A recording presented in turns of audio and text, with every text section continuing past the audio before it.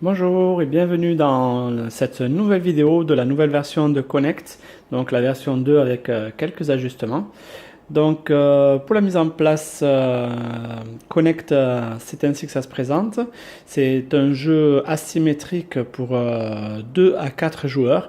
Donc il va y avoir un joueur qui va jouer dans le rôle du pirate, donc du hacker. Son but va être de s'emparer des comptes clients qui seront défendus par des webmasters. Voilà, 3 webmasters en face. Donc les sabliers représentent le personnel à disposition des webmasters ainsi que le personnel ici à disposition du hacker. Donc au niveau de la mise en place, on va voir que le pirate va commencer la partie avec 4 miroirs pays. Donc ce sont des pays sur lesquels il a des renvois. Donc il est caché derrière ces pays-là. Donc on le verra après dans la résolution. Ici, il y a la map monde. Donc chacun des webmasters va pouvoir placer déjà un cube en début de partie pour essayer de traquer déjà le pirate. Et ensuite, on va rentrer dans le vif du sujet. Donc chacun des webmasters commence la partie avec 3 jetons connaissances. Donc on les voit ici. Donc ce qui est important, c'est les symboles qu'il y a dessus. Donc pareil pour le pirate, enfin le webmaster numéro 2 et le webmaster numéro 3 également. Donc voilà pour la mise en place. Le jeu se déroule en 5 phases. Donc voici la première phase.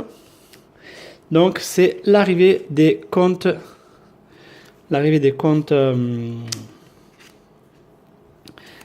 clients. Dans une partie à 4 joueurs, le jeu va se dérouler en 3 manches. Il faudra 4 manches pour une partie à 3 joueurs et 4 manches également pour une partie à 2 joueurs.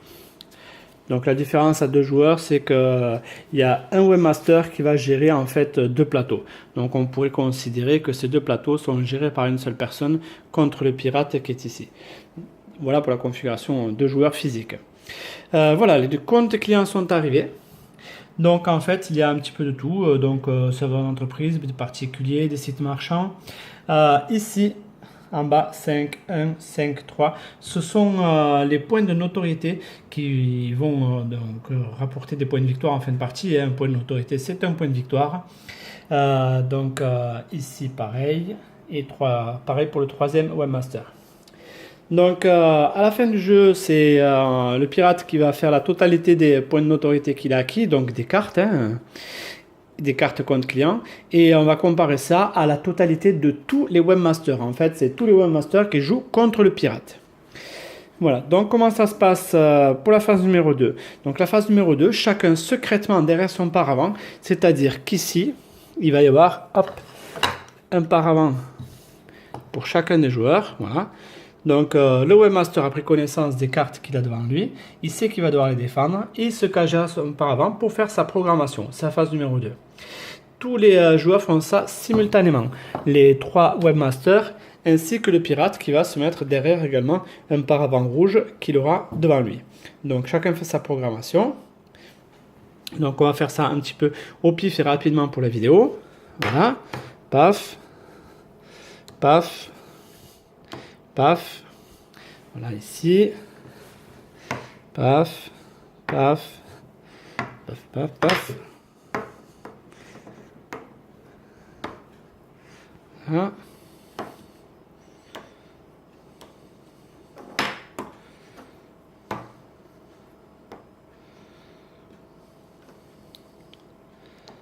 Voilà. La programmation des webmasters. Ici, on peut voir qu'il y a 4 emplacements sabliers. Donc, c'est la zone d'attaque, la zone de défense, pardon. Donc, chaque emplacement va correspondre à un compte client. Donc, ici pour celui-là, là pour celui-là, ici pour celui-là, et là pour celui-là. Voilà. Il y a également un emplacement qui est dit à l'étude et un emplacement à l'enquête. Donc, ici ou là. C'est tout simplement comme ça qu'on place nos sabliers quand on est webmaster. Quand on est pirate, c'est un petit peu plus compliqué. Donc en fait, il faut visualiser la première ligne il y a 4 emplacements, ça correspond au webmaster numéro 1. Et donc, en l'occurrence là, les 4 emplacements du webmaster numéro 1, en fait, sont ciblés, puisqu'ici, c'est la zone d'attaque. Donc là, on voit bien que le pirate va attaquer les 4 cartes du webmaster numéro 1. Pour le webmaster numéro 2, il va attaquer la première, la troisième et la quatrième. Et pour le webmaster numéro 3, seulement la dernière sera attaquée. Donc, c'est pas fini la programmation pour le pirate.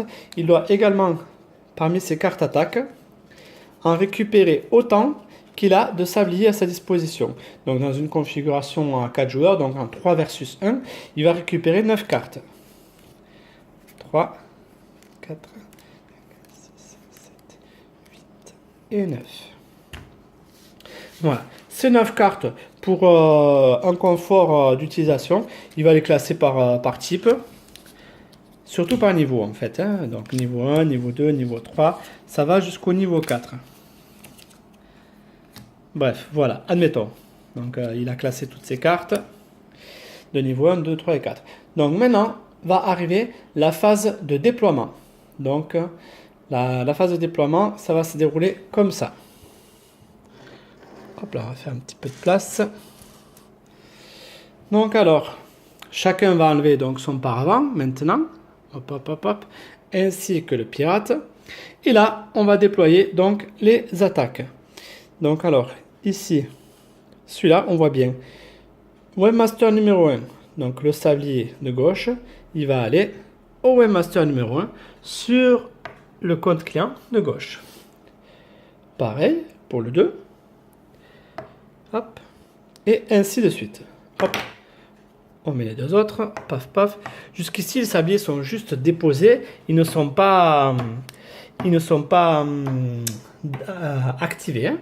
Voilà. On fait pareil pour le webmaster numéro 2. Hop. Les deux derniers du webmaster numéro 2. Donc voilà, c'est les deux derniers. Donc on le voit bien ici. Et là, l'ultime du webmaster numéro 3. Donc l'ultime du webmaster numéro 3, ça va aller là. Voilà. Ici, on y viendra à la suite lors de la phase 5. Alors, nous rentrons dans la phase de résolution. La phase de résolution, il y a 4 cas de figure différents. Les comptes clients qui ne sont pas attaqués du tout sont conservés par le webmaster. Donc là, en l'occurrence, on regarde, il y en a qui ne sont pas attaqués, mais on résout toujours le webmaster numéro 1 entièrement, puis le webmaster numéro 2 entièrement, puis le webmaster numéro 3 entièrement pour la phase d'attaque. Donc alors, les comptes clients qui ne sont pas attaqués sont conservés par le webmaster. Les comptes clients qui sont attaqués et défendus, dont l'attaque est connue, sont conservés par le webmaster.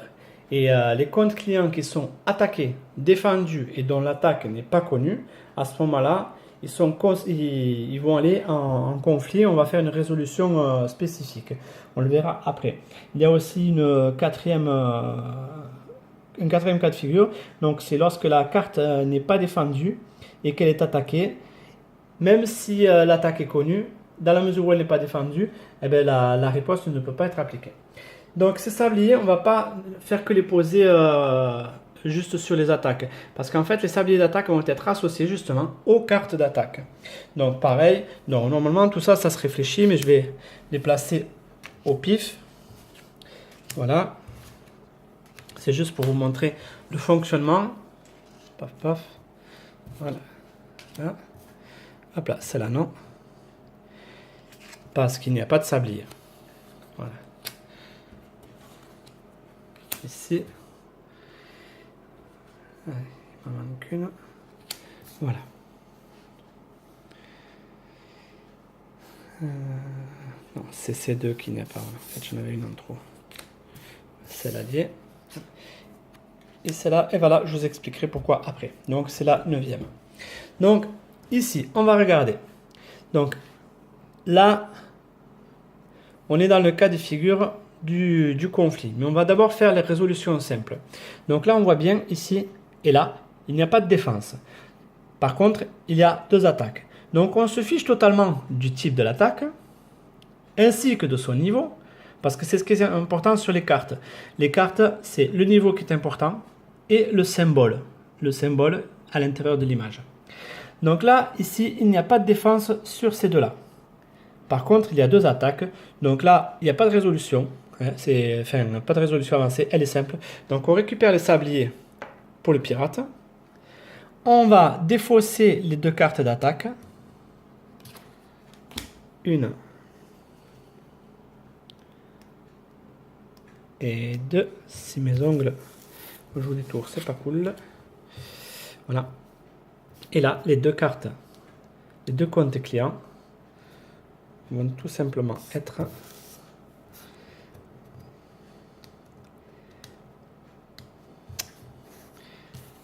gagnés par le pirate. Ça, c'est un gain simple et efficace. Par contre, ici, il y a deux cas de figure identiques. Identiques.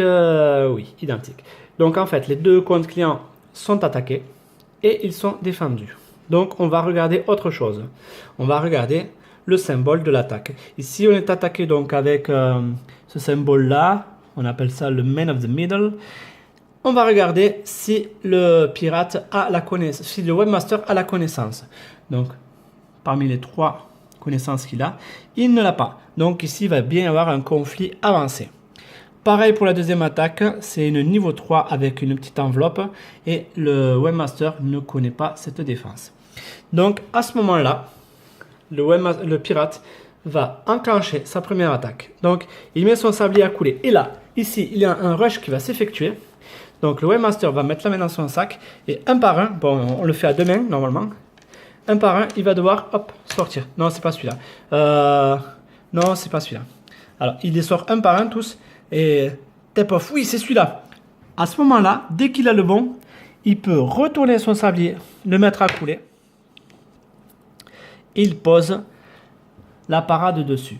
Donc, en fait, le sac est très étroit, mais ça représente le temps justement que l'employé du pirate, donc le sablier employé, va mettre à essayer de trouver une parade à l'attaque. C'est l'employé du webmaster, pardon.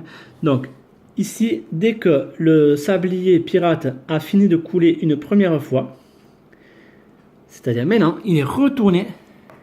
Et là, on va regarder le niveau de l'attaque. C'était une attaque de niveau 3. Donc, à ce moment-là, on va mettre 3 jetons brèche sur le compte client. Voilà. Et là, on s'aperçoit que la parade du webmaster, donc la défense, n'a pas fini de couler. Donc, l'attaque continue de s'exécuter. Elle pourrait être stoppée, cette attaque-là, dès lorsque le sablier du webmaster, donc du défenseur, aurait fini de couler. À ce moment-là, l'attaque est stoppée. Et si il n'y a moins de jetons brèche que du niveau de notoriété du compte client, à ce moment-là, la carte est conservée par le webmaster. Mais là, on voit bien qu'il va finir de couler, l'attaque, voilà. Et il va y avoir 3 nouvelles brèches, étant donné que le webmaster n'a pas fini de couler. Donc à ce moment-là, on peut bien se rendre compte qu'il y a 6 brèches pour un compte de niveau 5. Donc du coup, c'est le pirate qui va empocher la carte. Son sablier repart là-bas. Celui-ci, donc, il finit de couler. Les brèches sont remises au centre. La carte d'attaque, elle est défaussée. Le compte client, il est gagné par le webmaster, par le pirate, pardon. Et ici, alors ce jeton, on va le mettre dans ma main pour l'instant. Celui-là, on va le mettre là. Voilà, il a fini de jouer pour cette manche. Et ce jeton, hop, il va venir en connaissance pour la manche suivante. Donc maintenant, il va falloir que le pirate se rappelle lors de la manche suivante que ce webmaster a cette connaissance dès lors. On en vient ici pour la même chose. Donc voilà, ici c'est une attaque de niveau 3. Donc grosso modo, ça va être pareil parce que le sablier violet, il est extrêmement rapide. Le rouge, il est beaucoup plus long. Donc là, c'est une attaque de niveau 3 sur un compte client de niveau 5. Donc il y a de fortes chances que le pirate emporte la manche. Donc on va la simuler. Voilà, la manche est emportée. Hop là, et hop là. Donc celui-là, il repart là-bas. Il a son enveloppe, parce qu'il s'agissait de l'enveloppe. Voilà. Voilà. Son dernier sablier, on le résoudra en phase 5 pour le webmaster numéro 1. On passe au webmaster numéro 2.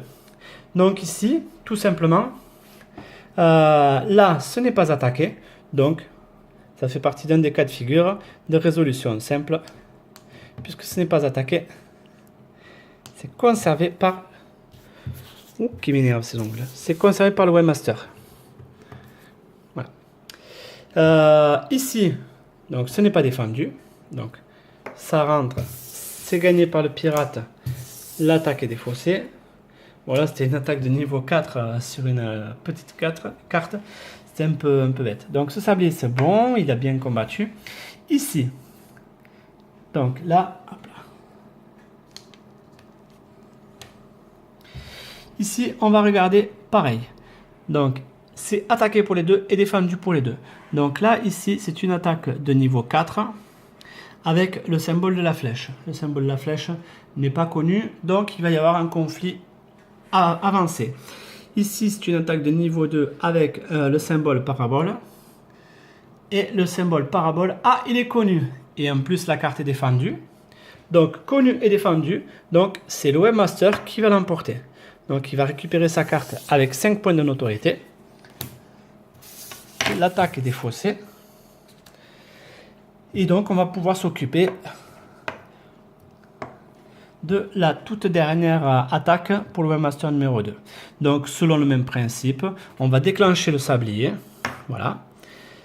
Qui va se mettre à couler. Le webmaster va plonger sa main dans son sac. Sortir les jetons un par un.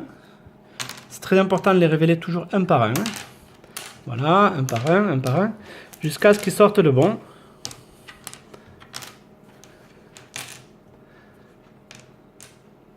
Voilà. Il a sorti le bon. Hop, à ce moment-là, il enclenche son sablier et il pose dessus. Et là, on s'aperçoit que pendant ce temps-là, lui, il a fini de couler. Donc, on le retourne à nouveau et on va mettre donc 4 brèches dessus.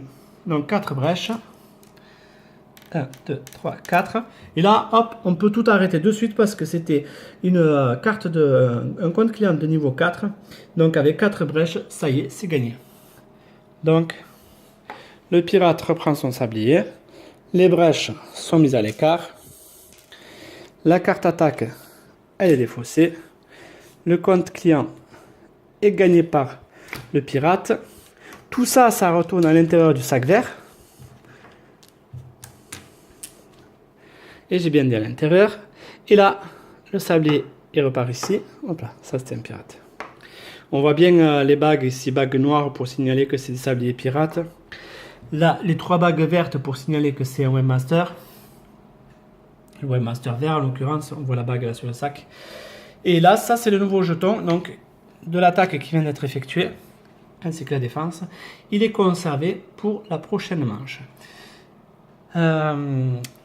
Le webmaster numéro 4. Donc le webmaster numéro 4, ici on va pouvoir regarder ce qui se passe.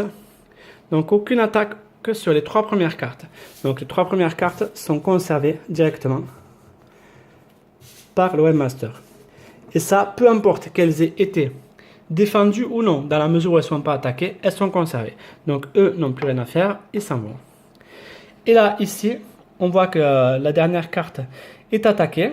Par contre, elle n'est pas défendue. Donc, peu importe la connaissance, même si le webmaster avait eu la connaissance requise, c'est-à-dire celle-ci qu'il avait eu dans sa bande de connaissances, il n'aurait pas pu défendre parce qu'il n'avait pas placé de sablier employé sur la zone de l'attaque.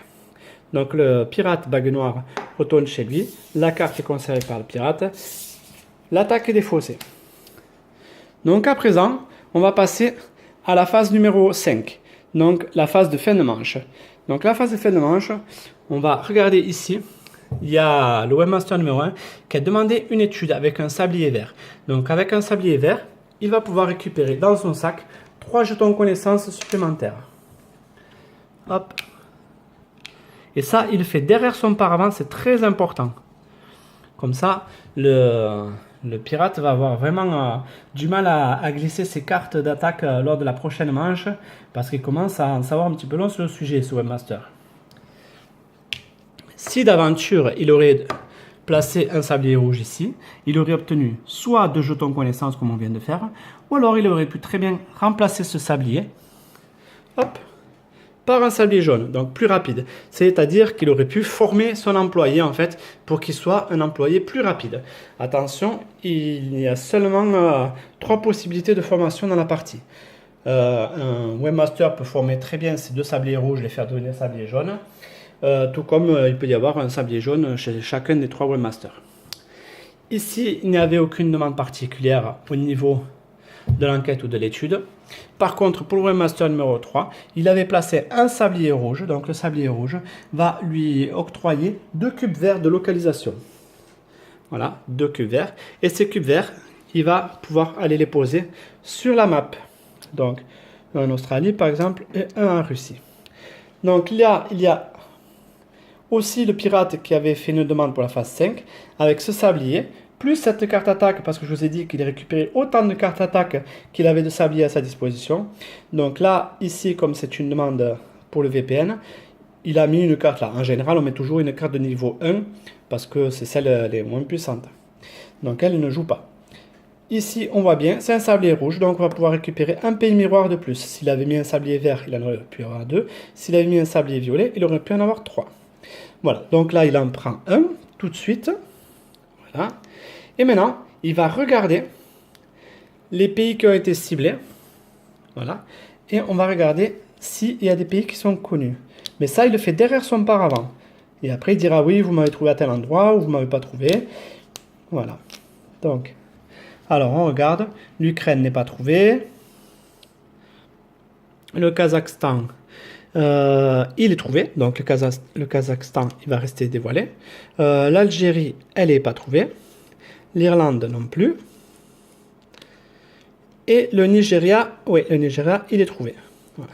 Donc là, maintenant, il va pouvoir dire au webmaster, attention, sur 5 VPN, donc sur 5 miroirs pays, vous m'avez trouvé à 2 endroits. Donc, il n'en reste plus que 3. De toute façon, c'est une information que, même si elle n'est pas dite par le pirate, on le verra très bien dès lors que le pirate va déployer son personnel qu'il aura enlevé son paravent. Voilà. Donc, c'est la phase numéro 5. C'est pas tout dans la phase numéro 5. On va également prendre toutes les cartes qui ont servi à l'attaque qui ont été défaussées. Elles vont être mélangées avec toutes les autres. Donc, tac, tac, tac, tac.